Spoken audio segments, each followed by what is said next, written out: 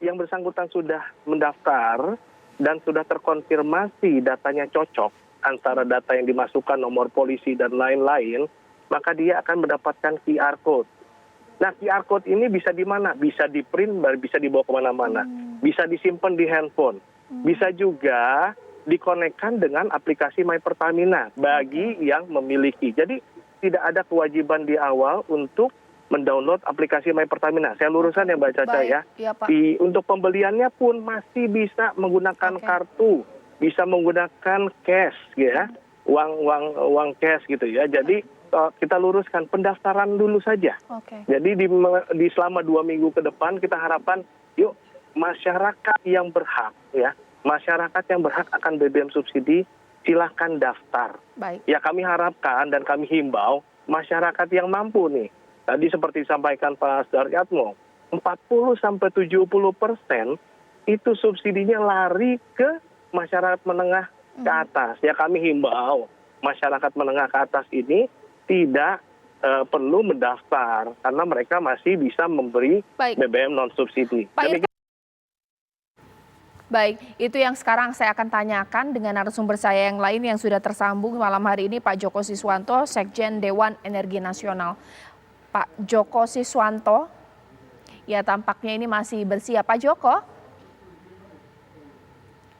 Ya, oke. Mungkin kita sekarang melihat ya, Pak Trubus, saya nggak tahu karena mungkin saya tidak bisa berbincang malam hari ini dengan pihak Pertamina. Salahnya di mana? Ketika jelas-jelas tadi kita dengar bersama-sama 2 minggu di awal dari 1 Juli terhitung, berarti tanggal berapa? 14 ya baru nanti akan running ya Pak ya. Di masa 2 minggu ini hanya sosialisasi. Tapi di Manado ini sudah terjadi Pak. Beli BBM subsidi pakai aplikasi. Salah nggak sih Pak sebenarnya? Iya berarti salah dong. Salah artinya di situ kebijakan ini kan baru diperkenalkan. Kalau kemudian istilah dalam tahap sosialisasi kemudian di situ ada eksekusi. Nah berarti di situ ada kekeliruan kan gitu. Menurut saya ini memang harus ada pengawasan, ini persoalan pengawasan kan sejauh mana kemudian pengawasan di lapangan itu berlaku secara ketat gitu kan ketika sosialisasi itu berjalan. Karena itu menurut saya supaya ini tidak menjadi terus menerus kesimpang siuran itu Pertamina harus menjelaskan secara clear gitu ya. Kalau memang hanya tanggal 2 minggu lah, mulai tanggal 2 minggu berarti tanggal 1 sampai tanggal 15 itu baru sosialisasi, belum ada eksekusi sama sekali ya dijelaskan bahwa itu ini jangan sampai kemudian ternyata di pom bensin sudah melakukan ini eksekusi, artinya sudah terjadi jual beli seperti itu gitu ya. Itu yang akan saya tanyakan kepada Pak Joko Siswanto, Sekjen Dewan Energi Nasional. Pak Joko, selamat malam. Pak Joko, bisa mendengar suara saya? Saya bisa mendengar suara Bapak. Bapak bisa mendengar suara saya dengan jelas, Pak? Pak Joko? Pak Joko? Pak Joko, saya ulangi ya, Pak Joko? Ya, tampaknya masih sedikit terganggu nih komunikasi saya dengan Pak Joko Siswanto. Mungkin sekarang saya juga akan bertanya kepada Pak Trubus. Pak Trubus, sebenarnya kalau dari tupoksi Pertamina ini layak tidak sih Pak untuk collecting data? Itu yang paling penting. Karena dari informasi bahwa untuk daftar butuh KTP, STNK, surat kendaraan. Ini kan data pribadi ya Pak ya. Apakah untuk Pertamina yang merupakan public service seperti ini boleh Kak Pak?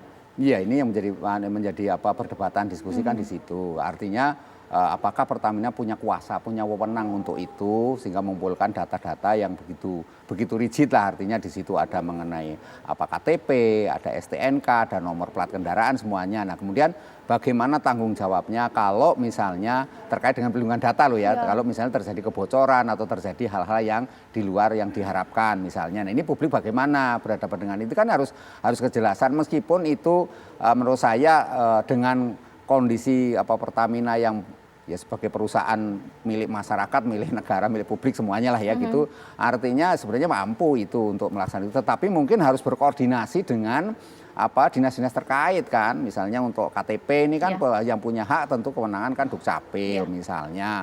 Atau kalau misalnya nanti terkait dengan yang miskin itu kan, orang miskin kan ada kategori namanya DTKS kan, data kesejahteraan sosial, itu punyanya Kementerian Sosial. Ini harus bagaimana kemudian berkoordinasi. Nah ini semuanya kan harus ada hal yang terkait. Kemudian yang terkait dengan di daerah nanti pelaksanaannya seperti apa, kan harus jelas, karena daerah ini juga membutuhkan informasi yang jelas, clear, karena mereka berhadapan langsung dengan masyarakatnya. Kalau misalnya mereka membutuhkan istilahnya BBM subsidi hanya punya duit segitu, terus cuma 10.000.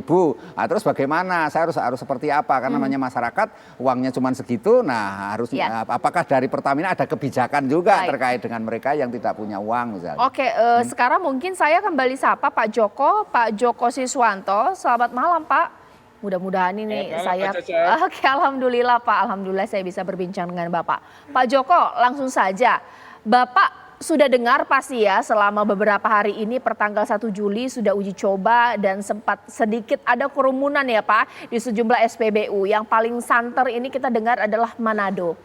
Dari sosialisasi yang dilakukan dan proses yang sudah dilakukan kebijakan ini, apa sih yang bisa Bapak kritisi Pak?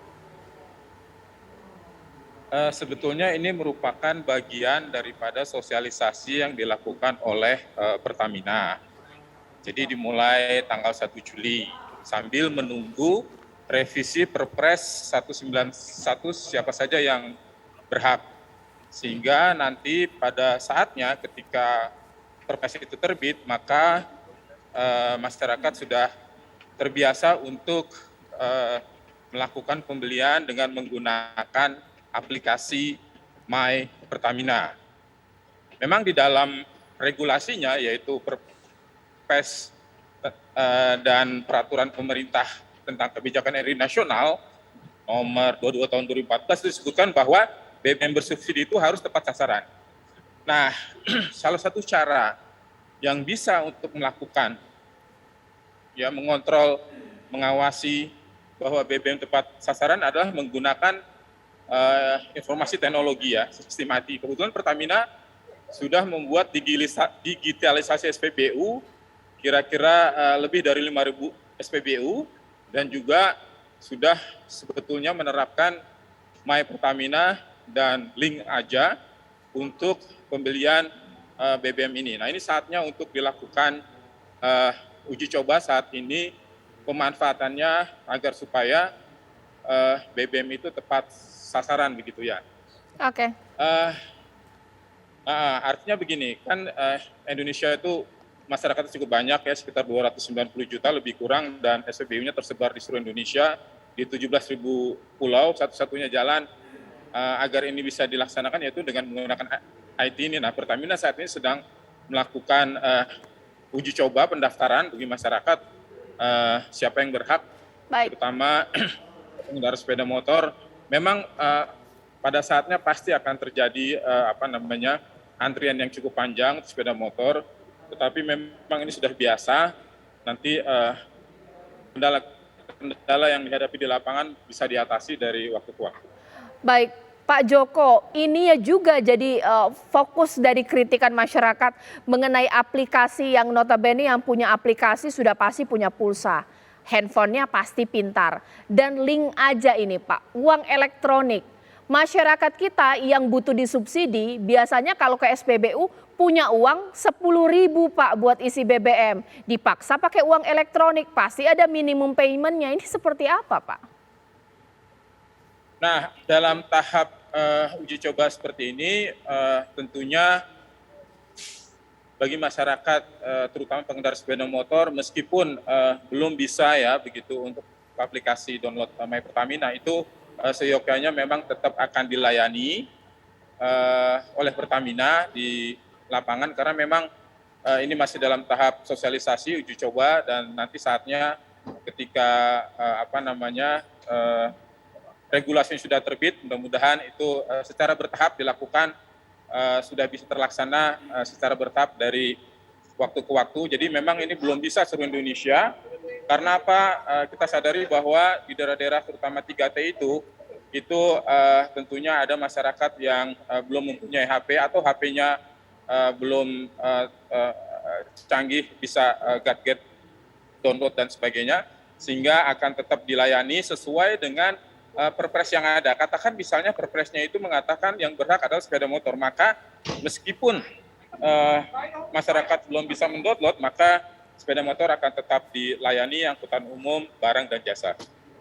Baik Pak, mungkin terakhir Pak Joko, ada sempat juga kekhawatiran di masyarakat bahwa ketika coaching klinik dilakukan di website, bahkan ketika masyarakat berada di pom bensin, maksud saya ketika coaching klinik atau booth-booth untuk mendaftar ada di pom bensin, dan masyarakat yang sekarang nih di 10 wilayah itu datang ke pom bensin, diharapkan atau diantarkan atau mungkin dianjurkan untuk mengunduh aplikasi. SPBU ini kan bukan tempatnya kita bisa bebas mengakses internet. Ini kan sangat berbahaya dan banyak kerumunan juga di sana. Ini kajiannya seperti apa ya Pak ya? Ya memang betul sekali. Saya juga sudah mengingatkan hati-hati diberitahu pada masyarakat untuk selama antri di SPBU tidak menggunakan handphone. Jadi ngedownloadnya itu sedapat mungkin di rumah begitu sebelum mengisi bensin. Jadi nanti diharapkan ada petugas yang selalu mengawasi, mengontrol agar supaya tidak menghidupkan ataupun telepon selama ataupun dekat dengan SPBU, karena ini juga bisa menyebabkan arus DC yang apabila ada uap bensin itu bisa menimbulkan api begitu. Baik, mungkin singkat saja Pak, bagaimana jika kronologis, kemarin saya sempat juga bicara dengan Pak Irto Ginting dari Pertamina, kalau misalnya masyarakat tidak bisa buka aplikasi dan tidak bisa menunjukkan barcode nantinya jika pelaksanaan kebijakan ini dilakukan, dianjurkan untuk beli Pertamax. Bagaimana jika orang tersebut adalah mereka yang memang mungkin masyarakat miskin dan memang pantas disubsidi, tapi karena nggak bawa aplikasi ini jadi nggak bisa beli. Ini kan nggak adil Pak. Ya, jadi saya sampaikan sekali lagi ya, ketika nanti perpresnya terbit, ya meskipun masyarakat belum dapat dibantu untuk upload sehingga keluar barcode, itu akan tetap dilayani ya, selama memang sesuai dengan regulasi yang akan terbit nanti, Mbak. Baik.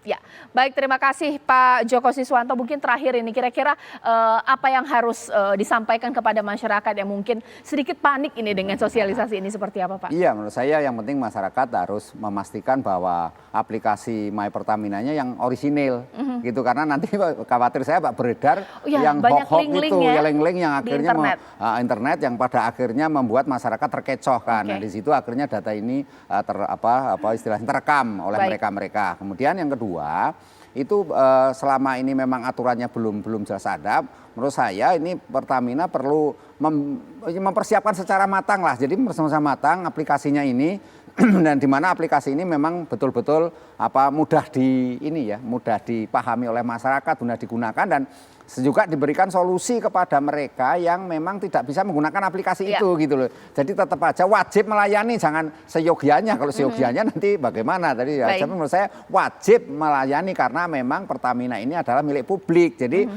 jangan sampai kemudian nanti publik merasa tidak bisa mendapatkan BBM subsidi, pada akhirnya mereka frustasi, malah muncul kemarahan, timbul konflik sosial, munculnya kemudian berdampak kepada isinya efek domino yang negatif, Mbak, menurut saya. Terima kasih Pak Trubus dan terima kasih kepada Pak Joko Siswanto.